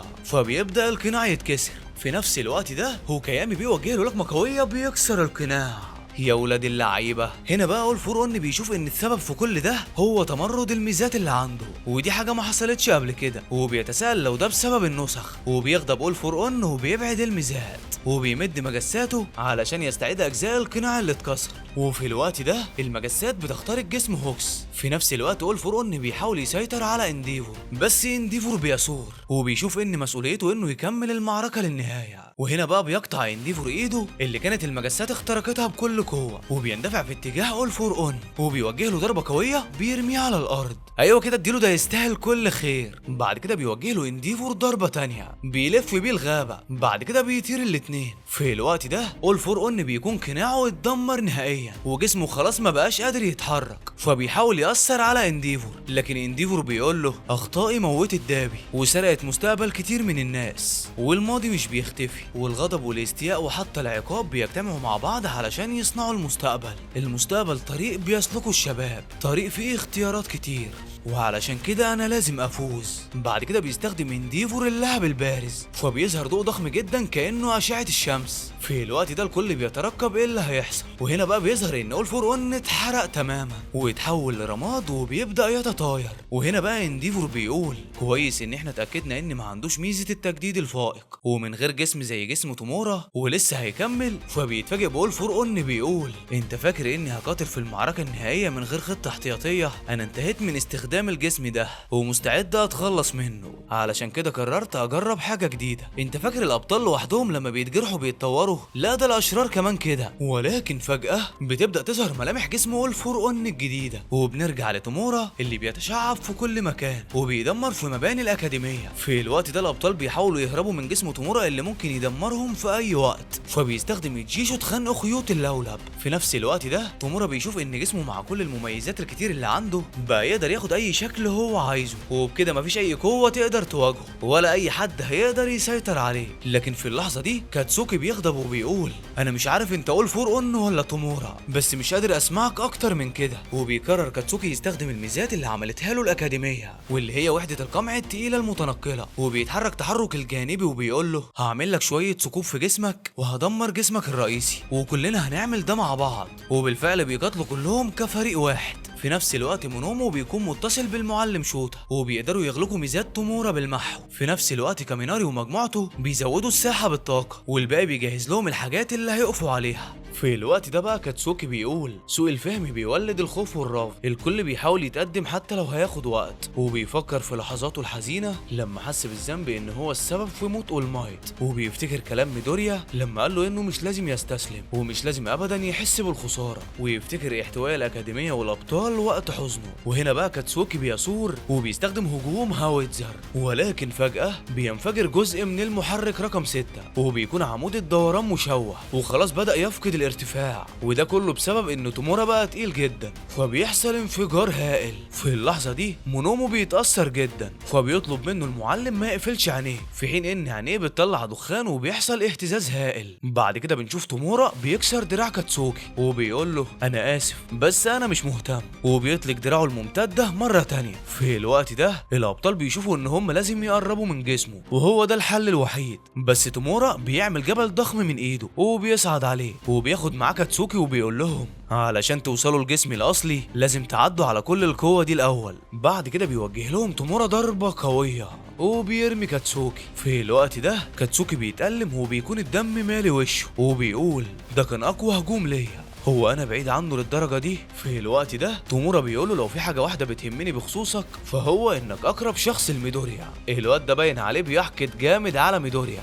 وبيكمل وبيقول له وبما انك اقرب شخص ليه فاكيد ميدوريا هيجي هنا. في الوقت ده بقى بيتوتر شوتا وبيسأل منديلي عن ميدوريا، فبتقول انا مش قادره اتواصل معاه لحد دلوقتي وكل اللي وصل لي مجرد دوشه. في الوقت ده بقى بنشوف تاماكي ونيجر، بنشوفهم في لحظة يأس بيكونوا بيبصوا على مدرستهم اللي اتحطمت، وبيقول تاماكي هو احنا فعلا ممكن نفوز؟ فبيرد اوجيرو وبيقول خلونا على الاقل نحمي الكل لحد ما يوصل ميدوريا، لازم احنا التلاتة نصمد لحد ما يوصل ميدوريا. بعد كده بنشوف تومورا بيدوس على كاتسوكي وبيقول ميدوريا اكيد هيكون هنا قريب، وبيحاول كاتسوكي يوجه له ضربة، لكن في اللحظة دي تومورا بيخنقه وبيقول له هتبقى هدية حلوة قوي، لازم تواجه الواقع، مهما حاولت تتقدم انت مجرد حشرة صغيرة. لكن في اللحظة دي نيجر بتوجه له ضربة قوية. في نفس الوقت تاماكي بيوجه له تمويخ الاخطبوط، فبيسيب تومورا في ايده، لكن بيظهر منها فخ بيخرج السم ولا كأن حصل اي حاجة. وهنا بقى تومورا بيضحك وبيقول له هو ده كل اللي عندك؟ هيستمر جسمي في التكيف طول ما انتوا بتهاجموني ببطء، وهقدر اهزمكم بسهولة. في اللحظة دي اوجيرو بينقذ كاتسوكي وبياخده بعيد. بعد كده بنشوف تومورا بيطارد اوجيرو وبيحاوطه من كل ناحية. وهنا بقى اوجيرو بيسأل تومورا ليه بيدمر، ليه بيعمل كل ده؟ فبيرد تومورا وبيقول له لان الهيكل التنظيمي الحالي فشل. فبيرد اوجيرو وبيقول له لو كان عندك اصدقاء ما كنتش هتدمر حاجة. في اللحظة دي تومورا بيتفاجئ وبيستخدم اوجيرو طاقة هادو، وبيحاول يقرب من تومورا علشان يوجه له ضربة مباشرة، وبالفعل بيوجه له ضربة قوية وبيقول له لو كان عندك اصدقاء كنت هتعرف ان في حاجات ما ينفعش تدمرها. بعد كده ميزو بيحاول يساعد كاتسوكي، فبيتفاجئ انه بيعيط، وساعتها بيحاول يهديه وبيقول له تومورا بقى حاجة مختلفة، احنا عيناك هنا علشان قتلته قبل كده، بس المرة دي التجربة مختلفة وانت عملت اللي عليك. بعد كده بقى بنرجع لاوجيرو، واللي بتكون ضربته اثرت في تومورا، ومش بس الضربة ده كمان كلامه اثر فيه. وهنا بنشوف الطفل اللي جوه تومورا بيفتكر الاصدقاء واللحظات الكويسة اللي في حياته، وبيقول تومورا انا كمان عندي اصدقاء وكانوا بيقولوا اني لطيف، وعلى طول كانوا عايزين يخرجوا ويلعبوا معايا. فبيتفاجئ اوجيرو وبيتأثر وبيعتذر له، وبيفكر انه حرك جواه حاجة حساسة، لكن في نفس الوقت بيلاقي ان جسمه صلب. في اللحظة دي تومورا بيشوف ان جسمه بينقسم، وكان المفروض يندمج تومورا مع اول فور اون، بس لسه في جزء ما اندمجش بالكامل، حاجة لا هي اول فور اون ولا هي تومورا واخوه شيمورا. ولكن فجأة بتبدأ الايدين الكتيرة تنسحب، وبيبدأ تومورا انه ينسحب. في الوقت ده الكل بيحاول يعطله، بس تومورا مش بيهمه، وبيواجه ضربة قوية لنيجر. فبتفكر في الحاجات الوحشة اللي في حياتها، في نفس الوقت برضه بتفتكر اصدقائها، كل اصدقائها اللي ساعدوها واللي كانوا دايما بيحسسوها بالامان وبيساعدوها. وبتوجه ضربة قوية لتومورا بس مش بتأثر فيه. وهنا بنشوف الكل بيستخدم اقصى ما عندهم، كل ده علشان يوقفوه. ويجيرو بيشوف ان الحاجة الوحيدة اللي تقدر توقف تومورا هي نفسه. وفي نفس الوقت تاموكا بيستخدم كل الميزات اللي عنده، وبيشوف انه لو فشل هيقتل الكل. وبيفكر في اصدقائه بيفكروا في طريق النور لتشجيعه، وبالفعل بتزيد قوة تاموكا وبيوجه ضربة قوية لتومورا، وبتكون الضربة دي قوية جدا لدرجة انها بتخترق الأكاديمية الطائرة. فبيتفاجئ الكل، وفي لحظة ترقب بنشوف الكل متوتر، ولكن فجأة تومورا بيوجه ضربة قوية لكل واحد فيهم. يا عم تهدي بقى. في اللحظة دي كاتسوكي بيطلب من ميزو يهتم بالكل وهو هيتولى الموضوع ده. وفي لحظات حزينة بنشوف كاتسوكي جسمه بينزف، ورغم ذلك مكمل وبيقول انا لازم افوز. بعد كده بيستخدم كاتسوكي ميزة الانفجار، واللي هي باستخدام مادة تشبه النيتر وجليسرين بتتفرز في راحة الايد علشان تعمل انفجار، وليها تأثير جانبي هو نفسه ما يعرفوش. والحركة دي هي اللي خلته يخزن العرق ويطلقه على شكل كرات كانت قاسية جدا على الغدد العرقية. ورغم كده ركز على النصر وواصل تخزين الكرات من جسمه، وانفجرت بسرعة كبيرة جدا. لكن ساعتها بنشوفه واقع على الارض وبيموت، وبيسأل نفسه لو هيقدر يشوف ميدوريا تاني. في نفس الوقت تومورا بيحس بالغضب، زعلان لإصابة كاتسوكي وبيستغرب الإحساس ده. ساعتها بيحس بالاضطراب، فبيوجه ضربة قوية لكاتسوكي واللي بيفتكر ذكرياته في الأكاديمية، وده في نفس اللحظة اللي بيموت فيها. وفي الوقت ده الكل بيحاول يلحقه ولكن مش بيقدروا. وهنا بنشوف الكل محبط وحزين لأنهم مش قادرين يعملوا أي حاجة رغم إنهم كانوا مستعدين كويس. ورغم كده اكتمل جسم ملك الشياطين، وفي لحظات حزينة بيهطل المطر. لكن فجأة بتحصل حاجة غريبة، بيتفاجئ الكل ان قلب كاتسوكي توقف. يا لها من لحظات عصيبة. بعد كده بنشوف ميدوريا بيطير بسرعة من جزيرة اوكوتو، وبيقول لازم اوصل ليوئي باسرع وقت. ولكن فجأة بيجيله الاول وبيقول له انا عندي شعور سيء من فترة، حاسس بان قوة اخويا اول فور ان زادت اكتر. وقبل ما يوصل ميدوريا بيقدر تومورا انه يموت كاتسوكي. في اللحظة دي بيكون تومورا مبسوط قوي وبيفضل يضحك، وبيقول كده بقى قبل ما يوصل ميدوريا هكون خلصت على 2 كمان ولا 3 منهم. وده في حين انه طلاب الاكاديميه بيكونوا مصدومين، ما بيكونوش مصدقين موت كاتسوكي، وبتحاول اوساغيما ساعتها انها تنتقم لكاتسوكي وبتهاجم تومورا، لكن تومورا بيكون اقوى منها وكمان بيمسكها. وعلى الجانب الاخر في جناح كامينو بنشوف شوتو والباقيين بيتقاتلوا مع داب المجنون، واللي بيطلع موتو كان مجرد خدعه ولعبه من ألاعيبه القذره، لانه بيقدر ينسخ قوه شوتو قبل ما الجليد يضربه، فبيقدر يحمي نفسه من قوه الجليد وبيرجع اقوى بكتير. وفي نفس الوقت ده بنشوف سكيبتك بيخترق نظام شركه البطل، بيحاول يدمر النظام ويمحي وجود الابطال. بعد كده بنروح لفيلا كونغا واللي بيكون فيها انديفور مشغول بقتاله الملك الشياطين اول فور اون، واللي بيكون فعلا بقى اقوى وميزاته بقت اقوى. واثناء ما الكل مشغول بينتهز الطبيب الفرصه وبيعيد انتاج سائل تدمير عامل الميزه، واللي كانت بتعمله عصابه شي كانوا بيعملوه بشكل غير قانوني، واللي صدره شيغاراكي علشان يوصل لحلمه. وده طبعا بعد ما خرج من السجن، وبيسجله لابنه علشان يكمل من بعده لو حصلت له حاجه. المهم بنرجع تاني لاول فور اون، واللي بيكون شايف ان الاشرار هم اصحاب القوه،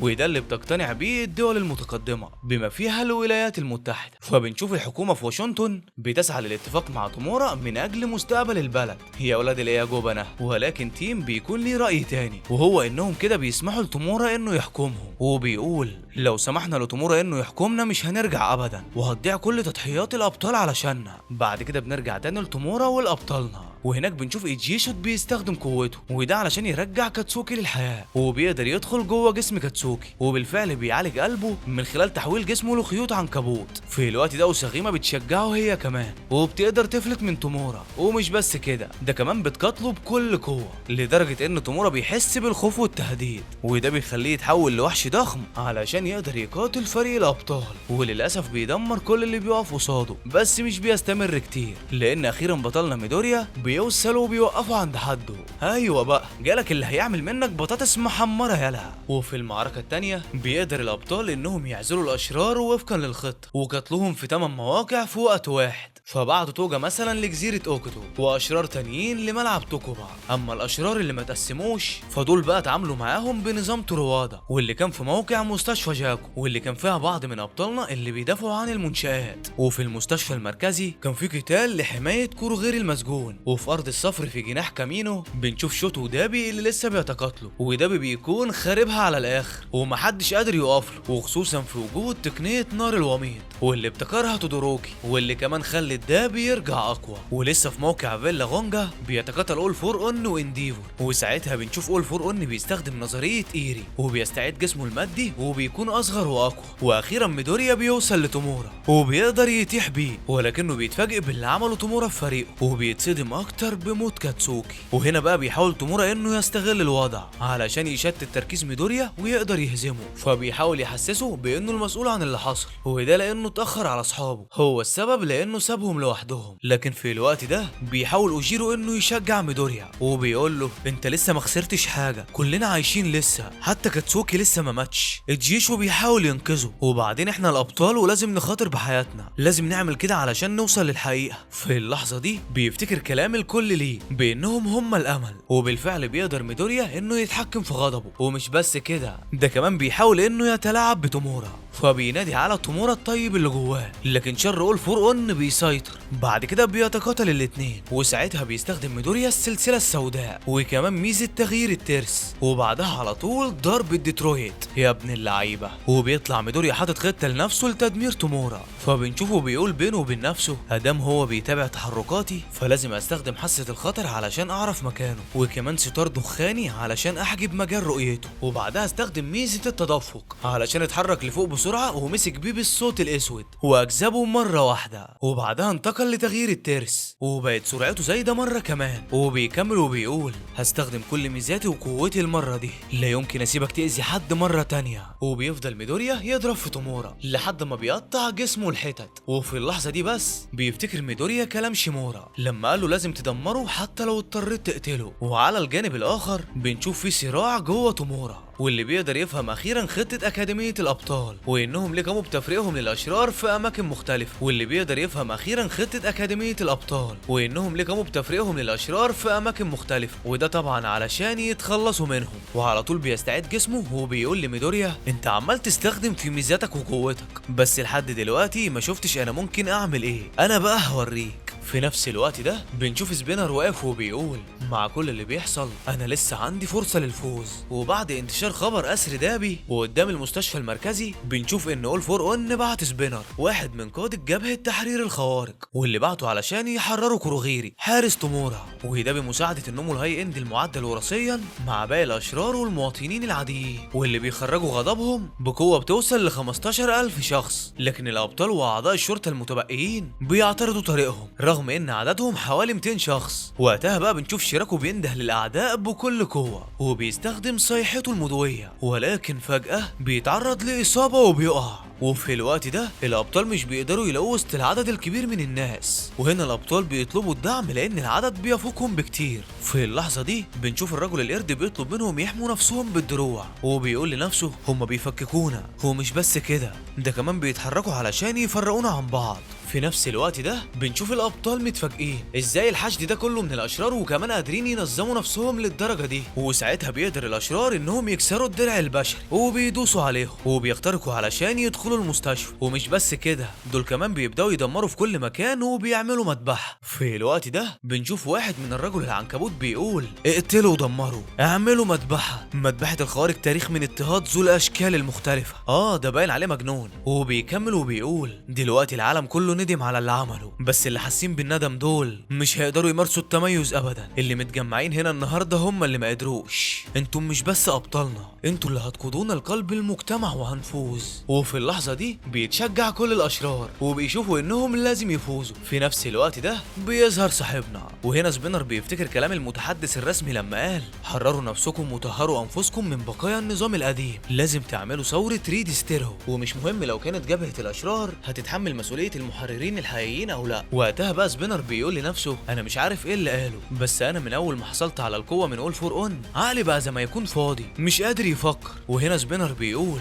تمام مش مشكله، انا هعمل اللي انطلب مني وخلاص وهرجع كوروغيري. بعدها بيوجه سبينر قوته للابطال. وقتها بقى ميزو بيواجهه بقوه وبيوجه له ضربه قويه بضربه الاخطبوط، وبيفضل يوجه له ضربات كتير لحد ما سبينر بيقع على الارض. في الوقت ده الاشرار كلهم بيتجمعوا على ميزو وبيمسكوه بيقولوا له ده خاين اقتله. في الوقت ده ميزو بيغضب وبيقول لهم ايه علاقه اللي انتوا بتعملوه ده بمهاجمه المستشفى؟ فساعتها بيصمت الاشرار كلهم. في اللحظه دي ميزو بيكمل وبيقول لما كان الابطال بينقذوا مستشفى جاكو اول حاجه عملوها التاكد من سلامه المرضى وكمان التاكد من سلامه الموظفين، لكن شوفوا انتوا بتعملوا ايه. في نفس الوقت ميزو بيفتكر الكلام القاسي اللي شافه من البشر واللي كان عن انهم مختلفين ومش هيقبلوا بوجودهم. في اللحظه دي بيغضب ميزو وبضربه واحده بيطير الكل بعيد وبيقول انتم مش بتخططوا لاي حاجه بتعملوها، انتم مجرد الات، قولوا لي ايه خطتكم والا مش هسامحكم. بعد كده بنشوف ميزو واقف بكل قوه قصاد سبينر، فبيتاثر سبينر بكلام ميزو. في نفس الوقت ده الفور اون بيأثر عليه وبيفكروا باللي مطلوب منه، وكمان الاشرار بيثوروا على سبينر وبيطلبوا منه يحقق العداله وانه لازم يقضي على الخاين. ولكن فجاه سبينر بيكون عامل زي اللي تم تنويمه مغناطيسيا، فاتح عينه بقه بس مش شايف اي حاجه وعمال يقول مش مهم. فبيتساءل الاشرار ايه معنى ده. في اللحظه دي الراجل العنكبوت بيقول اراقه الدماء هي اللي بتصنع التاريخ، التضحيات مفيش مفر منها. وسبينر بيطلب من الاشرار يتقدموا. بعد كده بنشوف ميزو بيقول لسبينر خلي بالك اللي بيحصل ده هيتسبب في تراجع المجتمع 30 سنه. فبيغضب سبينر واللي مقاومته بتخليه يجيب دم وبيقول اقفل بقك. هنا بقى اول فور اون بيقول لسبينر لو لسه بتواجه مشكله مع ميزه التضخم اللي اديتها لك استخدم ده. وهنا بنشوف جسم سبينر بيبدا ينفجر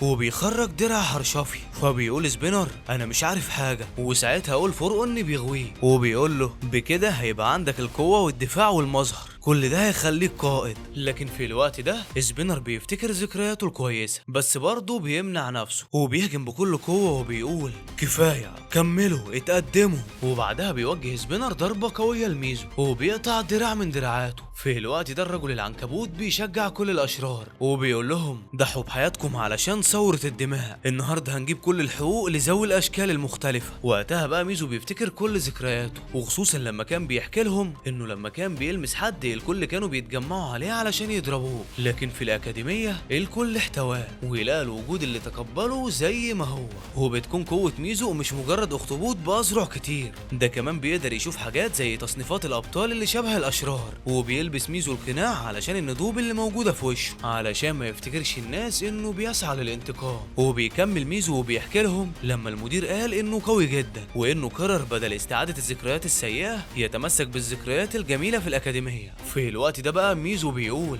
القيود اللي اتحطت من اكتر من 100 سنة مش ممكن تتكسر في جيل واحد، علشان كده انا زي اللي سبقوني عايز انقلها وهبقى اروع بطل على وجه الارض، وهمنح الجيل الجديد ذكريات جميلة. انا كمان اتعرضت لذكريات أليمة واضطهاد، وكل اللي اذوني ما كانش عندهم اي مبرر للي عملوه، بس هي دي الطريقة علشان نعمل اللي احنا بنعمله. في كتير من الناس اترفضوا في الملاجئ لان اشكالهم مختلفة، فبيقاطعوا سبينر وبيقول له ده ما يهمنيش، وبيطلب من رجالته يدمروا كل حاجة. فبيرد ميزو وبيقول لهم فكروا ازاي تستخدموا غضبكم، المفروض تكونوا قادرين تسيطروا عليه، علشان كده احنا اتأذينا، لو كنا قادرين نسامح وننسى ما كناش هنوصل للمرحلة دي. في اللحظة دي الوحش العنكبوت بيصرخ وبيقول انت عمال تصرخ بمشاعرك الأنانية، بس قلوبنا اللي كان ممكن تتأثر بأفكارك الطفولية اللي انت عمال تقولها دي المجتمع داسها زمان. ولكن فجأة بيظهر وراه كوجي واللي بيدمر الحيطة وبيقول له ما تغلطش في ميزو يلا. في الوقت ده بنفهم ان ميزو هو اللي طلب انه يحمي المستشفى المركزي، وهو اللي بلغهم ان ذوي الاشكال المختلفة كلهم متجهين للمستشفى. في نفس الوقت شيراكو بيفتكر لما المعلم ايزاو طلب منه يروح يحميهم، وبيفتكر كوجي كلام والدته لما كانت الناس بتتنمر عليها علشان قرونها وبابا البشري كان بيدافع عنها. في الوقت ده مامته طلبت منه يغضب لما حد يتنمر على شخص عزيز عليه بس يعرف ازاي يتحكم في غضبه، فعلى طول بيستخدم كوجي تيوري هيتشكوك وبياخد الرجل العنكبوت وبيرميه على الارض. بعد كده بنشوف التلاتة بيتحدوا ضد سبينر وعلى طول بيوجهوا له لكمة قوية. لكن في الوقت ده ميزو بيقول لسبينر انت بتحمي ايه بجسمك وقشورك العملاقه دي، وانتوا كمان بتحموا ايه باجسامكم دي، ما تخليهمش يستغلوا جروحكم، دول بيدوسوا عليكم، والمره الجايه اطفالكم هيكونوا هم الهدف، ما تتغيروش لاشخاص بيدوروا على الانتقام. ولكن في الوقت ده سبينر بيحاول يلم الموقف وبيقول كراهيتي مش هتتغير ابدا لو الابطال فازوا، هنا مفيش اي حاجه هتتغير. وبيرفع صوته لمجرد اني كنت اسير كانوا بيرشوني بالمبيدات الحشريه، ارفعوا اصواتكم واتبعوني. فبيتفاجئ ميزو ان سبينر لسه عايش. في نفس الوقت ده الاشرار كلهم بيثوروا وبيقدر سبينر يخترق المستشفى، وبيكون كوروغيري انتقل لمبنى الابحاث. وفي المستشفى بيفتكر سبينر كلام اول فور اون وانه مجرد ما يوصل لكوروغيري او حتى يسمعوا صوت تومورا، لان ميزة كوروغيري هي اللي هتبقى الفيصل للمعركه. بعدها بيهجم كل الاشرار على المستشفى. في الوقت ده الابطال والفريق الطبي كله بيكونوا واقفين كحاجز مترابطين كلهم في ايد بعض، ومجرد ما بيشوف الاشرار المنظر ده بتبدا مجموعه منهم تفوق لنفسها وبيفتكروا الذكريات السعيده في حياتهم وبيتخلوا عن العنف. وفي نفس الوقت ده سبينر بيجري بكل قوه علشان ينفذ كل اللي اتطلب منه، بس الشخص الكويس اللي جواه بيقول انا كنت فاكر اني لو بقيت معاك هيكون ليا سند، بس كل الناس اللي ورايا دي وبرضه لوحدي. في الوقت ده بيكون صوت ميزو وصل لكل واحد، وهنا شيراكوما بيقول له الراجل اللي جوه ما عادش ينفع يبقى سلاحك. وساعتها بيوجه سبينر ضربه قويه جدا بالموجات الصوتيه بيرميه على الارض وبيدمر التسجيل. في اللحظه دي سبينر بيقول لو مفيش صوت اول فور اون او تومورا كده مش هيستيقظ كوروغيري. وبنفهم هنا ان قبلها بكام دقيقه شيراكوما انطلق ورا سبينر علشان يوقفه وطلب من الباقي يمنعوا الاشرار من دخول المستشفى. وفي الوقت ده ميزو كان واقف قدام باب المستشفى وكان كل الاشرار ملتفين حواليه، ولكن فجاه بيبداوا يفوقوا لنفسهم. وفي نفس ذلك الوقت الرجل العنكبوت بيحاول يثير غضبهم تاني، ولكن كوجي بيمنعه وبيبدا فئه كبيره من الناس تشكر ميزو لان هو اللي رفع معنوياتهم، وبيفهموه انهم اتحركوا لما سمعوا ان الصمت شر وانهم لازم يقلبوا العالم اللي تخلى عنهم، لكنهم اتاثروا بمنظر الاطباء اللي بيحاولوا يحموا المرضى. في الوقت ده ميزو بيدمع وبيقول المشاعر اللي خلتكم توقفوا النهارده ما كانتش غلط، كل اللي بيأذونا لسه محتاجين نكشف عنهم الضلمه، كفايه انكم ما وقفتوش عن التفكير، فكده انتم مميزين والنور هيرجع تاني. خلونا نغير كل اللي بيحاول يأذي الباقيين. وبسرعة بيروح ذوي الاشكال المختلفة علشان يدعموا الاطباء. بعد كده بنشوف سبينر مرمي على الارض زي ما هو، وبيفكر ان عقله واقف وجسمه مش قادر يستجيب. ولكن فجأة بيمسك ايد تومورا اللي فيها الجهاز الخاص بيه وبيحطها على وش كوروغيري، وساعتها بيصحى. يا ترى ايه اللي جاي؟ في اللحظة دي بيقلق شيراكوما وبيوجه ضربة قوية، بس بيكون خلاص كوروغيري الحارس الشخصي لتومورا استيقظ واللي مفيش حاجة بتأثر عليه، وبيقرر كوروغيري يروح يحمي تومورا. بعد كده بنشوف ان اليابان بتتعرض لإعصار استوائي، وده نتيجة السحابة الرعدية وارتفاع درجات الحرارة. بعد كده بقى بنرجع للولايات المتحدة في كامينو، وهناك بنشوف شوتو بيواجه نار اخوه، نار جبارة ملهاش مثيل ومحدش يقدر يقف قدامها. في الوقت ده بقى دابي بيعرف مكان ابوه وبيفكر يفضل يقاتل مع شوتو لحد ما يموته، وده علشان ياخده كهديه، لكن برضه جسمه مش هيستحمل فبيقرر يروح لابوه على طول. لكن في الوقت ده شوتو بيحاول يستفز دابي، لكن دابي مش بيهمه وبينتقل بالتنقل الآلي. بعد كده وفي النعش اللي موجود في السماء بنشوف الرياح بتزيد، وعلشان يقدر يساعد ميدوريا وعلشان يساعد اول فور ان كوروغيري اللي مش قادر يوصل لاي معلومه، ادى سبينر جهاز دقيق جدا واللي كان مزروع في ايد شيمورا واللي هي كورة، وهي دي الايد اللي اتحطت على وش كوروغيري. بعد كده وفي جزيرة اوكوتو بنشوف ساكورا بتقاتل توجا، وبنفهم ان توجا بتستخدم خاصية اخفاء نفسها، وده بقى نوع من التضليل. لكن في الوقت ده توجا بتقول ان مع قلة عدد الاشرار يبقى سهل الامساك بيها، ومع كمية دم جين اللي معاها فقدامها بالظبط من 30 ل 40 دقيقة، وحتى لو شربته دلوقتي وقلبت الترابيزة عليهم فهينتهي موكب الرجل الحزين اللي في الجزيرة دي، ومش هتقدر تساعد باقي الاشرار. وهنا بقى توجا بتقول هم فرقونا، ممكن يكونوا عارفين موضوع دم جين ده، في الحالة دي بقى انا لازم اتبع خطة تانية، ولسه هتاخد دم جين فبتتفاجئ بتسل بتوجه لها ضربة وبتكسر عينة الدم وبتمتصها بلسانها يا بنت اللعيبة. لكن في اللحظة دي توجا بتقول لها دي كانت خدعة علشان اعرف انك بتفكري ببطء، والمادة دي بقى مادة كيميائية بتجذب النوم. لكن هنا بقى تسو مش بيكون قدامها اختيار غير ان هي تبلع الدم، فبيتكون موكب رجل الحزن. لكن في اللحظة دي كوروغيري بيظهر وبيدور على تومورا علشان يحميه، لكن مجرد ما بيشوف كوروغيري موكب الرجال بيفتكر انها توجا وبيسألها ايه اللي بتعمله. فهنا توجا بتقول له انها عايزة تدمر كل الابطال واولهم هوكس. بعد كده بنرجع لفيلا غونجا وبنشوف توجا بتعمل نسخ ملهاش حصر، نسخ من موكب موت الرجل الحزين واللي ما بيسيبوش فرصة لفريق الابطال انه يتحرك حتى. لكن في الوقت ده المجنون بيضحك، بيكون شمتان وبيقول احنا اللي هنضحك في الاخر. بعد كده كل الاشرار بيتجمعوا في المكان وبيبداوا يهاجموا ابطالنا وبيكونوا هم المسيطرين. يا ترى هيعمل ابطالنا ايه في خانة اليد اللي هم فيها دي؟ وفي ظل الفاجعة اللي بيتعرض ليها الفريق بنشوف ساكورا وتسو وكيوكي وهم بيفكروا وبيكونوا شايفين ان المعركة دي هتسبب فوضى كبيرة واكيد هتدمر اليابان، فعلشان كده لازم يوقفوا الاشرار دول باي ثمن. اول فور ان بيعرف بان كوروغيري وصل لتومورا وبيقول ان ميزة الانتقال الآني ليها فعالية اكتر من ميزة انتقال التيم بتاعته واللي اساسا مش مكتملة، وعلشان كده بيكون ندمان انه ما احتفظش بالميزة دي. لكن بيرجع يقول لنفسه مش مهم، في الاول والاخر انا سيد الفوضى. وعلى طول هنا بيقرر يروح لتومورا ولكنه بيتفاجئ بهوكس اللي بيوقفه. وفي اللحظة دي اول فور ان بيضحك وبيقول له انت ايه اللي جابك؟ كان لازم تشوف امنية بوبي غارو الاخيرة. ولكن هوكس بيفاجئه برده وبيسأله اذا كان فعلا واثق في تومورا، وبيكمله وبيقول له هو لسه مش مكتمل زي ما انت فاكر. ولكن اول فور ان بيحرجه وبيقول له علشان كده هو محتاجني فما تعطلنيش بقى. وبعدين غريب قوي انك تقول كده وانت نفس الشخص اللي قال قبل كده ان مهمة تومورا هي هزيمتي. فهوكس بيرد وبيقول له هو انت لسه هتخسر؟ انت فعلا خسرت. بعد كده بنرجع تاني لارض المعركة وبنشوف انديفور اللي بيعمل واجبه كبطل على اكمل وجه وبيقاتل دابي. بعد كده بينتشر موكب موت الرجل الحزين، بينتشر في كل مكان حتى انه بيوصل للنعش اللي في السماء وبيهاجموا كل اللي فيه. حتى جزيرة مركز التحكم بتتعرض للاختراق، بمعنى اصح الاشرار قرروا انهم ينهوا وجود عالم الابطال خالص، عايزين ينهوهم خالص من الوجود. ولكن فجأة بنشوف بصيص الامل وبيبدأ كل شيء يتغير لصالح فريق الابطال. بيستخدم فريق الابطال شريرة سابقة واللي هي لابارفا، بيستخدموها في وقف اختراق النظام، والمسجون جنتل كريمنال الفاينل بيستخدموه في اعادة التوازن، وبتقدر اكاديمية الابطال ترجع النظام من جديد يا ولاد اللعيبة. بعد كده بنرجع تاني لميدوريا، واللي بعد موقف لابارفا وجنتل ومساعدتهم لاكاديمية الابطال وانقاذها بيتاكد ان اي شرير ما كانش كده في الاصل، وان اي شرير فيه شيء كويس جواه، وعلشان كده بيرجع يحاول انه يطلع تومورا الطيب اللي جوه تومورا الشرير. لكن تومورا الشرير بيقول له انت لسه برضك مش مقتنع ان اللي بتدور عليه مش موجود، لكن اللي جواه كان غير كل ده، وكان فيه صراع كبير، صراع بين الخير والشر.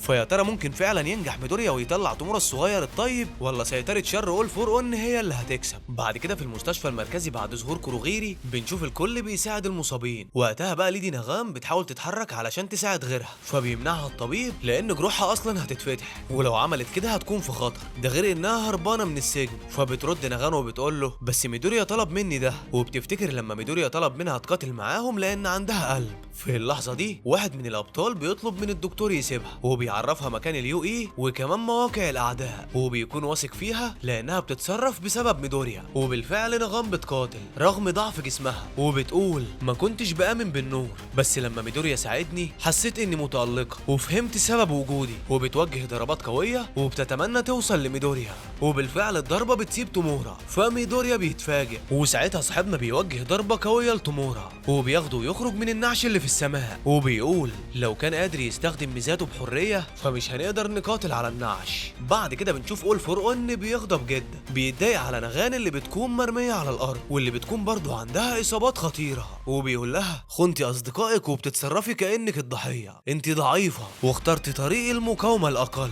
ولكن فجأة بيتمرد تومورا وبيخرج كتير من الايادي المقاومة لاول فور اون، واللي بتمنعه عن الكلام يا ابن اللعيبة. وبيقول تومورا انت هتعمل معاها زي ما عملت معايا، استخدمت علاقتي بشيمورا واولمايت علشان تتمكن مني، وكملت خطتك واستوليت على كراهيتي، وحاولت تخليني ملك وخلطتني وبقيت جزء منك، لكن اللي انت ما تعرفوش ده ما كانش عاجبني، وعلشان كده خبيت جوهري في اعماق قلبي، وده من خلال التحرك بطريقه ما تلفتش انتباهك.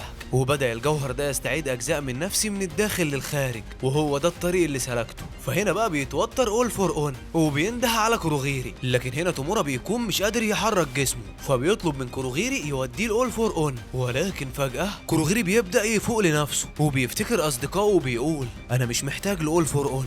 يا حبيبي يا اول فور اون، ده انت باين عليك هتاكل علقه. في نفس الوقت ده بنشوف اول فور اون مقيد تومورا، لكن تومورا بيضحك وبيقول له انت فاكر انك هتتحكم في كل حاجه؟ على عكس الرجاله دي كلها انا قلبي عمره ما هيتغير، كل اللي قادر اشوفه في العالم ده هو البيت ده، وكل اللي عايزه اني ادمر كل حاجه بتتعلق بيه. وهنا بقى بيقصد بيت اهله، لكن في الوقت ده ميدوريا بيقول له مش ممكن اسمح لده يحصل، انا شفتك بتعيط علشانهم. بعد كده بنشوف هارب بيستخدم قوته، وده علشان ينقذ النعش من السقوط. في نفس الوقت ده انيا بتحاول تبعت برنامج الرفع، وهنا بيشوف الهارب ان ميدوريا اوكله حمايه المكان، فلازم يقوم بده حتى لو مش هيكون في شكر او انتقاد. لكن بيتفاجئ بالمراسلون بيصوروه، فبيصرخ الهارب وبيقول لهم كده خطر خشوا جوه. لكن المراسلون بيشوفوا رغم انه هارب بس برضه شال المكان، وهم دورهم يربطوا الابطال بالمجتمع لانهم ما قدروش يعملوا ده ايام انديفور. في الوقت ده بقى الهارب بيندم انه كان عايز يهاجم منطقه اليو اي، وبيشعر بالقوه بتزيد وبيقدر يمنع سقوط النعش. بعد كده بنرجع لكوروغيري واللي بيكون مش عارف هو مين، وفي الوقت ده موكب الرجل الحزين بيتخلصوا من المعلمين، لكن كوروغيري بينقذهم. وفي موقع فيلا كونجا الابطال مش بيقدروا يواجهوا موكب الرجل الحزين واللي تضاعف اضعاف مضاعفه. هنا بقى اول فور اون بيقول تومورا المفروض كان يبقى زيي تماما، دافع تومورا التدميري اكبر مما كنت متخيل، لو استوعب الميزه اللي اديتها له هقدر اندمج معاه وهخليه تحت السيطره واكمل ملك الشياطين. وقتها بقى هوكس بيطارد اول فور اون وبيقول له مش هسيبك تروح لتومورا علشان مستقبلنا. ولكن فجاه بيظهر ابطال مدرسه شيكيسوتو الثانويه واللي جمدوا هوكس، واللي بيكونوا استخدموا الوهم علشان ينقذوه. ومدرسه شيكيسوتو تم ارسالهم كقوه دفاعيه غير عدوانيه لاستقبال اللي تم اجلائهم، لكنهم استنتجوا ان في خطر وقرروا ينتقموا من اول فور اون. ده انت باين عليك هيطلع عينك. ومجرد ما بتعرف مدرسة شيكيسوتو ان تومورا وميدوريا سابوا الأكاديمية الطائرة بيبعتوا على طول جزء لهناك وجزء تاني لإيقاف توجا. بعد كده بتوصل الأخبار لتسوكاتشي فبيطلب منهم يوقفوا أول فور أون، لازم يوقفوه مهما كلف الأمر. لكن في اللحظة دي أول فور أون بيقول أنا أقدر أسرق ميزة أي شخص مجرد بس ملمس جسمه الحقيقي. ساعتها بقى بيستخدم أول فور أون كل ميزاته وبيكون أجنحة، وكمان بنشوف حواليه درع من الطاقة النارية، وبتكون القوة الجبارة دي بتسبب رياح قوية بتأثر على كل الأبطال ولكن بيتماسكوا. في الوقت ده هوكس بيقول أول فور أون ده مجرد تابلو للقوة اللي نسجتها قلوب الناس مع بعض، وساعتها بيهاجم بكل قوة عليه. فبيحاول فور أون إنه يضعفه، ولكن فجأة بيظهر الظل الأسود لتوكويامي بيظهر ورا أول فور أون وبيقول له ما تتكلمش عن الظلام لان دقته معاك، كل ده هيختفي والنيران هتهدى والرياح هتستقر، كل ده هيحصل طول ما انا مع هوكس وانديفور. وساعتها بيوجه توكيامي ضربه قويه لاول فور اون، ضربه قويه بتكسر درعه وبترميه في الهاويه. يا ابن اللعيبه، يا ترى بقى ايه اللي هيحصل بعد كده؟ لسه في احداث كتير، وباذن الله هنا في القناه هنكون اول ناس ننزل الحلقه الجديده، فمش هوصيك اشترك في القناه كده وحط لايك للحكايه ودلعنا بقى، وده علشان باذن الله يوصلك اي فيديو جديد ينزل على القناه اول باول. وطبعا مش هننسى اهم حاجه، اذكر الله وصلي على النبي. اللهم صل وسلم وبارك على سيدنا محمد وعلى اله وصحبه اجمعين. سلام يا صديقي.